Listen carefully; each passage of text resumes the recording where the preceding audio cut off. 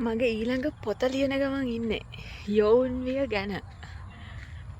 යෝන්විය කියලා කියන්නේ ළමාවියෙන් වැඩිහිටි මට්ටමට පත්වෙන අවධිය.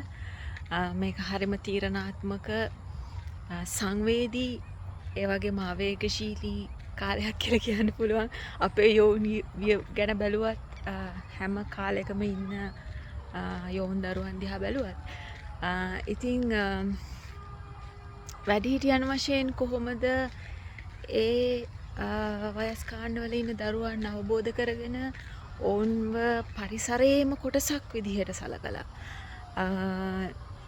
නිදහසේ ඒ කාලය ඔවුන්ට ගත කරන්න අවශ්‍ය කරන පසුබිම ඇති කිරීම සඳහා මොනවද වැඩිහිටියන් වශයෙන් අපිට කරන්න පුළුවන්. අපි මොන විදිහට හැසිරෙන්න ඕනද ඔවුන් සමග, මොන විදිහ අවබෝධයක් ඔවුන්ගේ හැඟීම් පිළිබඳව, ඔවුන්ගේ සිතුවිලි රටාවන් පිළිබඳව අපිට තියෙන්න ඕනද, සහ ඉවසීමක් සංයමයක් වැඩිහිටියන් වශයෙන් අපිට තියෙන්න ඕනද ඔවුන් මේ ගමන යද්දී වගේ දේවල් ටිකක් තමයි මම ඒ පොතේ කතා කරන්න බලාපොරොත්තු වෙන්නේ.